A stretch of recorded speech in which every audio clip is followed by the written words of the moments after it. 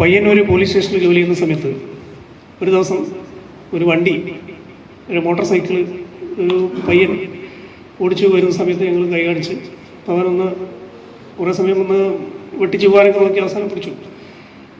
Police സ്റ്റേഷനിൽ കൊണ്ടുവന്നു, കാര്യങ്ങളൊക്കെ സംസാരിച്ചു. ഞാൻ വെറുതെ എൻ്റെ പേഴ്സ് എടുത്ത് നോക്കി.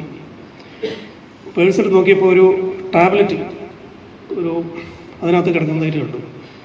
അപ്പം ഞാൻ ചോദിച്ചാൽ എന്തായിരുന്നു പ്രശ്നം? അത് എനിക്ക് മൈഗ്രെയിൻ ഉള്ളത് കൊണ്ട് ഇടയ്ക്കിടയ്ക്ക് മരുന്ന് കഴിക്കണം, അതിന് വേണ്ടിയിട്ടാണ് എന്ന് പറഞ്ഞു.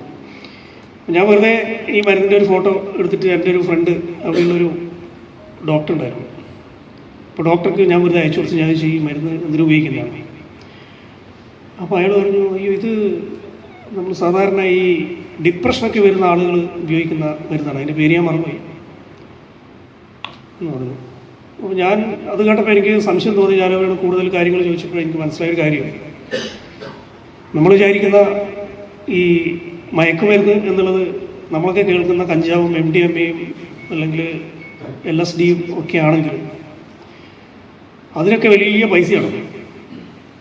അപ്പോൾ അതിൽ നിന്ന് ഡൈവേർട്ട് ചെയ്തിട്ട് ഇത്തരത്തിലുള്ള ഈ മെഡിക്കൽ ഷോപ്പുകളിൽ നിന്ന് മരുന്നുകൾ വാങ്ങിച്ചിട്ട് മയക്കുമരുന്നായിട്ട് ഉപയോഗിക്കുന്ന വലിയൊരു സംഘം നമ്മുടെ നാട്ടിലുണ്ട് എന്നുള്ളതാണ്. കോഴിക്കോട് ടൗണിലുള്ള വലിയ സ്കൂളുകളിൽ പഠിക്കുന്ന വലിയ ഈ സമ്പന്നരായ കുറേ ആളുകളുടെ മക്കൾ, അതിലൊരു കുട്ടിയെ ഒരു കുട്ടിയെ സ്കൂളിൽ നിന്ന് വൈകുന്നേരം വീട്ടിലെത്തിയില്ല. ഉടനെ രക്ഷകർത്താക്കൾ പരാതിയായിട്ട് പോലീസ് സ്റ്റേഷനിൽ പോകണം. പോലീസ് സ്റ്റേഷനിൽ പോയ അവസരത്തിൽ പോലീസ് കേസെടുത്തു, അന്വേഷിച്ചു. പിറ്റേ ദിവസം രാവിലെ വൈകുന്നേരം ഈ കുട്ടിയെ കോഴിക്കോട് ബീച്ചിൽ വെച്ച് കണ്ടെത്തുകയാണ്. നമ്മുടെ നാട്ടിൽ നടന്ന ഒരു സംഭവം. അങ്ങനെ ഈ കുട്ടിയെ കണ്ടെത്തി അന്വേഷിച്ച് നോക്കിയപ്പോൾ ഈ കുട്ടി പറയുന്നതൊക്കെ എന്തൊക്കെയോ അവരുടെ സംസാരത്തിൽ എന്തൊക്കെയോ പ്രശ്നങ്ങളൊക്കെ ഉള്ളതുകൊണ്ട് പോലീസ് അതിനെക്കുറിച്ച് കൂടുതൽ അന്വേഷണം നടത്തിയപ്പോൾ വെളിവായ കാര്യങ്ങൾ എന്ന് പറഞ്ഞാൽ വളരെ ഞെട്ടിക്കുന്ന സംഭവങ്ങളായിരുന്നു. കാരണം ഈ കുട്ടി ഒരു മയക്കുമരുന്നിന് അടിമയാണ്. 9ാം ക്ലാസ്സിലാണ് പഠിക്കുന്നത്. നമ്മൾ മനസ്സിലാക്കുന്നത് ഈ മയക്കുമരുന്ന് പറഞ്ഞാൽ നമ്മൾ സാധാരണ ഉപയോഗിക്കുന്ന മയക്കുമരുന്നല്ല. സാറിന് ചിലപ്പോൾ അറിയായിരിക്കും സാധനത്തിൻ്റെ പേര്, നിങ്ങളെല്ലാം കേട്ടിട്ടുണ്ടോ? അതിനെ വിളിക്കുക. അതാരാണ് ഉപയോഗിക്കുക അല്ലേ? ഈ സാധനമാണ് ഈ കുട്ടി ഉപയോഗിക്കുക. അതിൻ്റെ ഡോസേജ് എങ്ങനെയാണ്? ഒരു ദിവസം എനിക്ക് തോന്നുന്നു 1 കയറി, ഒരു ദിവസം ഒരു ടാബ്ലറ്റൊക്കെ അത്ര അക്യൂട്ടായിട്ടുള്ള അസുഖമുള്ള ഒരാൾ പോലും കഴിക്കുന്ന ഒരു ദിവസം 1 or 2 വാക്സിൻ. പക്ഷേ ഈ കുട്ടി 9ാം ക്ലാസ് പഠിക്കുന്ന കുട്ടി ഒരു ദിവസം ഉപയോഗിക്കുന്ന 4 or 5 ടാബ്ലറ്റാണ്. അപ്പോൾ എങ്ങനെയാണ് ഇതിൻ്റെ ചരിത്രം അന്വേഷിച്ച് നോക്കിയപ്പോൾ മനസ്സിലായത്, ഈ കുട്ടിയുടെ വീടിനടുത്ത് പുതിയൊരു താമസക്കാർ വരുവാണ്, വാടകയ്ക്ക് താമസിക്കാൻ വരുവാണ്. അപ്പോൾ അവിടെ ഒരു ലേഡി ഉണ്ടായിരുന്നു, അവർക്ക് ചെറിയൊരു കുട്ടിയുണ്ട്. അപ്പോൾ അയൽവാസി ആയതുകൊണ്ട് ഈ കുട്ടി ഇടയ്ക്കിടയ്ക്ക് കുട്ടീനെ കളിപ്പിക്കാനൊക്കെ പോകും. കളിപ്പിക്കാൻ പോകുന്ന സമയത്ത് ഈ സ്ത്രീ ഒരു ദിവസം ഈ ടാബ്ലറ്റ് ഉപയോഗിക്കുന്നതായിട്ട് ഈ പെൺകുട്ടിയുടെ ശ്രദ്ധയിൽപ്പെട്ടു. അപ്പോൾ ചോദിച്ചു, ആൻറ്റി ഇതെന്താണ് സാധനം എന്ന് ചോദിച്ചപ്പോൾ പറഞ്ഞു, ഇത് സൗന്ദര്യം വർദ്ധിക്കുന്ന ഒരു മരുന്നാണ് എന്ന് പറഞ്ഞു ആ കുട്ടിയോട്. അപ്പോൾ എനിക്കും സാധാരണ സ്ത്രീകളുടെ ഒരു പ്രത്യേകത എന്ന് പറഞ്ഞാൽ സൗന്ദര്യം വർദ്ധിക്കുക എന്ന് പറഞ്ഞാൽ അവരുടെ കാഴ്ചപ്പാടിൽ ഏറ്റവും വലിയ പ്രധാനപ്പെട്ട ലക്ഷ്യം എന്ന് പറയുന്നത് അവരെ സൗന്ദര്യം എങ്ങനെ വർദ്ധിപ്പിക്കാമെന്നാണ്. നമ്മുടെ നാട്ടിൽ മിക്കവാറും പെൺകുട്ടികൾ അല്ലെങ്കിൽ സ്ത്രീകളൊക്കെ അങ്ങനെ ഈ കുട്ടിക്ക് ഒരു ടാബ്ലറ്റ് കൊടുക്കുകയാണ്. അങ്ങനെ ഇത് ഇടയ്ക്കിടയ്ക്ക് ശീലമായി. കുറച്ച് കഴിഞ്ഞപ്പോൾ ഈ അവിടുന്ന് താമസം മാറി അവർ പോകാൻ നോക്കിയപ്പോൾ ഈ കുട്ടി ചോദിച്ചു, ഇത് ചേച്ചി ഈ ആൻറ്റി പോയി കഴിഞ്ഞാൽ എനിക്ക് ഈ സാധനം ഇവിടുന്ന് കിട്ടും. അപ്പോൾ പറഞ്ഞു, ഞാനൊരു ഫോൺ നമ്പർ തരാം, അയാളെ വിളിച്ചാൽ മതി. അങ്ങനെ ഒരു ഫോൺ നമ്പർ കൊടുത്തു. കോഴിക്കോട് ടൗണിലുള്ള പ്രധാനപ്പെട്ട ഒരു മയക്കുമരുന്ന് കൈകാര്യം ചെയ്യുന്ന ഒരു മാഫിയയിലെ ആളുടെ നമ്പറാണ് കൊടുത്തത്. ഈ കുട്ടി ഉടനെ ഈ സാധനം കിട്ടാതിരുന്നപ്പോൾ ചെറിയ പ്രശ്നമൊക്കെ വന്നപ്പോൾ വിളിച്ചു. അപ്പോൾ അവൻ പറഞ്ഞു, അതെന്താ തരാം, ഫ്രീ ആയിട്ട്. കുട്ടിക്ക് 1-2 തവണ കൊടുത്തു. പിന്നെ നടന്നത് എന്താണെന്ന് വെച്ചാൽ, ഈ കുട്ടി രാവിലെ സ്കൂളിൽ നിന്ന് വന്നു കഴിഞ്ഞാൽ നേരെ കോഴിക്കോട് മുഫ്യൂസൽ ബസ് സ്റ്റാൻഡിൽ പോയിട്ട് ഡ്രസ്സ് മാറും, എന്നിട്ട് യൂണിഫോം മാറ്റിയിട്ട് മൈസൂർ ഭാഗത്ത് റൂട്ടിലുള്ള ഒരു ബസ്സിൽ കയറും.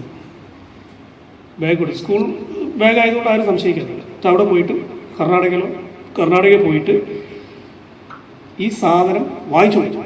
ഹോൾസെയിലായിട്ട് ഇവർക്ക് വേണ്ടി കാരിയറായിട്ട് ഈ കുട്ടി പ്രവർത്തിക്കും. വൈകുന്നേരം കൃത്യസമയത്ത് വീട്ടിലെത്തും. സ്കൂൾ വിട്ട് നേരെ ബസ് സ്റ്റാൻഡിൽ കയറുന്നു, ഡ്രസ്സ് മാറുന്നു, വീട്ടിലേക്ക് പോകും.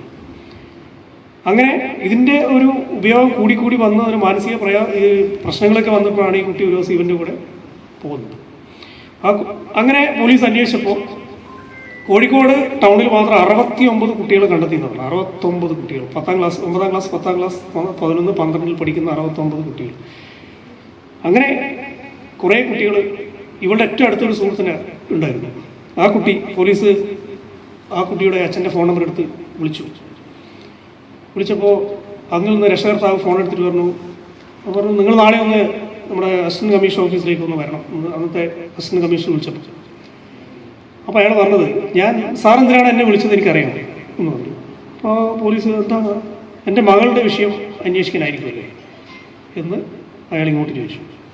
പിന്നെ അന്വേഷിച്ചപ്പോൾ മനസ്സിലായത് ഇവളുടെ സുഹൃത്ത് എന്ന് പറയുന്ന കുട്ടി 4 തവണ അബോർഷന് വിധേയയായി. ചെറിയ കുട്ടിയാണ്.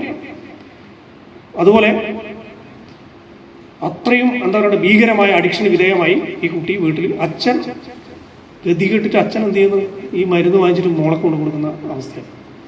അപ്പം നിങ്ങൾ ആലോചിച്ച് നോക്കുക, എത്ര ദയനീയമായ അവസ്ഥയാണ് ആ അച്ഛൻ്റെ അവസ്ഥ. നിങ്ങളൊന്ന് ആലോചിച്ച് നോക്കുക. അപ്പം ഇതിൽ ഒരുപാട് കുട്ടികൾ അതുപോലെ DADH സെൻ്ററിലേക്ക് പോയി. പിന്നീട് ഈ പോലീസ് ഇതിൻ്റെ പുറകെ പോയി കുറേ ആളുകളെ അറസ്റ്റ് ചെയ്തു, ഇതൊക്കെ ചെയ്തു. പക്ഷെ നമ്മൾ മനസ്സിലാക്കേണ്ട കാര്യം, നമ്മുടെ നാട്ടിലുള്ള മയക്കുമരുന്ന് വ്യാപനം എന്നുള്ളത് കേവലം ആ ഒരു ഏജ് റേഞ്ച് എന്ന് പറയുന്നത് ഒരു 15, 16 മുതൽ 25 അല്ലെങ്കിൽ 30 വയസ്സ് താഴെയുള്ള ആളുകൾ. നമ്മുടെ സമൂഹത്തിൽ ഏറ്റവും പ്രധാനപ്പെട്ട, ഏറ്റവും എനർജറ്റിക്കായ, വൈബ്രൻ്റായ വിഭാഗത്തിൻ്റെ കയ്യിലാണ് ഈ സാധനമൊക്കെ. അപ്പോൾ അവർക്ക് ഇത് ഉപയോഗിച്ച് കഴിഞ്ഞാലുള്ള പ്രശ്നങ്ങൾ എന്തായിരിക്കും ഞാൻ പറയാൻ തന്നെ നിങ്ങൾക്ക് എല്ലാവർക്കും അറിയാം. അപ്പോൾ ഇതിൽ ചെറിയൊരു പങ്ക് എന്ന് പറയുന്നത് ഇത്തരത്തിലുള്ള ഈ സാധാരണ ഉള്ള നമ്മൾ പറയുന്ന സൈക്കോട്രോപിക് സബ്സ്റ്റൻസ് ആയിട്ടുള്ള, ഇപ്പോൾ ഇതുമായി ബന്ധപ്പെട്ട കാര്യങ്ങൾ കൈകാര്യം ചെയ്യുന്ന NDPS ആക്ട് എന്നാണ് പറയുക. NDPS എന്ന് പറഞ്ഞാൽ 2 തരത്തിലാണ്. ആദ്യത്തെ ഈ NDPS എന്ന് പറയുന്നത് narcotic drugs and psychotropic substance act ആണ്. 1985 വന്ന നിയമമാണ്. ഈ നിയമപ്രകാരം ഈ മയക്കുമരുന്ന് 2 വിഭാഗത്തിലാണ്: നാർക്കോട്ടിക് ഡ്രഗ്, അതുപോലെ സൈക്കോട്രോപിക് സബ്സ്റ്റൻസ്. നാർക്കോട്ടിക് ഡ്രഗ് എന്ന് പറഞ്ഞു കഴിഞ്ഞാൽ നമ്മുടെ ശരീരത്തിന് എഫക്റ്റ് ചെയ്യുന്ന സാധനമാണ് നാർക്കോട്ടിക് ഡ്രഗ്. അപ്പോൾ നമ്മൾ ചില സാധനങ്ങളൊക്കെ ഉപയോഗിച്ച് കഴിഞ്ഞാൽ ചില ആളുകൾക്ക് കുഴഞ്ഞു വീഴുന്നതൊക്കെ നിങ്ങൾ കണ്ടിട്ടുണ്ട്. സൈക്കോട്രോപിക് സബ്സ്റ്റൻസ് എന്ന് പറഞ്ഞാൽ നമ്മുടെ മനസ്സിനെ സ്വാധീനിക്കുന്ന, നമ്മുടെ മൈൻഡ് സ്വാധീനിക്കുന്ന സാധനങ്ങളാണ്. അപ്പോൾ MDMA ഒക്കെ പറഞ്ഞു കഴിഞ്ഞാൽ ഒരു 12 മണിക്കൂറിന് മേലെ, 12-18 മണിക്കൂറൊക്കെ അതിൻ്റെ എഫക്റ്റ് ഉണ്ടാകുന്നതാണ്. പക്ഷേ 2-3 തവണ ഉപയോഗിച്ചാൽ തന്നെ എന്താണ്, അവരതിന് അഡിക്ഷനാവും. പിന്നെ വേറെ മാർഗമൊന്നുമില്ല. ഇതിൽ അഡിക്ഷനായി കഴിഞ്ഞാൽ പിന്നെ തിരിച്ചു വരവ് എന്നുള്ളത് വളരെ ചെറിയ ശതമാനം മാത്രമേ ആൾക്കാർ തിരിച്ചു വന്നിട്ടുള്ളൂ. അപ്പോൾ അതുകൊണ്ട് തന്നെ MDMA എന്ന് പറഞ്ഞാൽ നിങ്ങൾക്കെല്ലാം കുറേ കെമിക്കൽ നെയിമുകൾ നിങ്ങളൊക്കെ കേട്ടില്ല. MDMA എന്ന് പറഞ്ഞാൽ വെറും എന്താണ്, മെത്തിലിൻ ഡയോക്സി മെത്താംഫിറ്റമിൻ എന്ന് പറയുന്ന ഒരു സാധനമാണ്. ഈ മെത്താംഫിറ്റമിൻ തന്നെ എനിക്ക് തോന്നുന്നു ഇന്ത്യയിൽ നിരോധിച്ചിട്ടുണ്ടെന്ന് എനിക്ക് തോന്നുന്നു. പക്ഷേ പല സ്ഥലങ്ങളിലും ഇത് ചികിത്സയ്ക്ക് വേണ്ടി ഉപയോഗിക്കുന്ന സാധനങ്ങളാണ്, നമ്മുടെ നാട്ടിലുള്ള പല മരുന്നുകളും. അപ്പോൾ അതിൽ ഇവരിപ്പോൾ കണ്ടെത്തിയിരിക്കുന്ന ചില നമ്മുടെ യുവാക്കളിൽ നല്ലൊരു ശതമാനം കണ്ടെത്തിയിരിക്കുന്നത് എന്താണെന്ന് വെച്ചാൽ, വളരെ ചെറിയ പൈസക്ക് കിട്ടുന്ന ചില ടാബ്ലറ്റ് ക്യാപ്സ്യൂളൊക്കെ 5 രൂപയ്ക്കുള്ളൂ. 5 രൂപയ്ക്ക് ഒക്കെ കിട്ടുന്ന സാധനങ്ങളുണ്ട്. 5 രൂപ അല്ലെ 10 രൂപ, മാക്സിമം 20, 25 അല്ലെങ്കിൽ 50 രൂപയ്ക്ക് ഇതേ തരത്തിലുള്ള എഫക്റ്റ് കിട്ടുന്ന സാധനങ്ങൾ, പല സാധനങ്ങൾ നമ്മൾ ഇതിലുണ്ട്. അപ്പോൾ അത്തരത്തിലുള്ള ഈ ടാബ്ലറ്റുകൾ നമ്മൾ ഉപയോഗിക്കുന്ന, നമ്മുടെ ട്രീറ്റ്മെൻറ്റിന് വേണ്ടി ഉപയോഗിക്കുന്ന മരുന്നുകൾ ലഹരിക്ക് വേണ്ടി ഉപയോഗിക്കുന്ന ഒരു സ്ഥിതിവിശേഷം പല സ്ഥലങ്ങളും നമ്മളിന്ന് കണ്ടെത്തിയിരുന്നു. അപ്പോൾ പോലീസ് തന്നെ നിങ്ങൾ കണ്ടിട്ടുണ്ടാവും, ആംബ്യൂളുകൾ പിടിച്ച സംഭവങ്ങൾ പല സ്ഥലത്തും നിങ്ങൾ ശ്രദ്ധയിൽപ്പെട്ടിട്ടുണ്ടാവും. ഇതൊക്കെ വരുന്നത് ഇത്തരത്തിലുള്ള എന്താണ്, ഇതിൻ്റെ വിപണനം നടത്തുന്ന സാമൂഹ്യ വിരുദ്ധന്മാർ നമ്മുടെ കൂട്ടത്തിലുണ്ട്, നമ്മുടെ സമൂഹത്തിലുണ്ട് എന്നുള്ളതാണ്.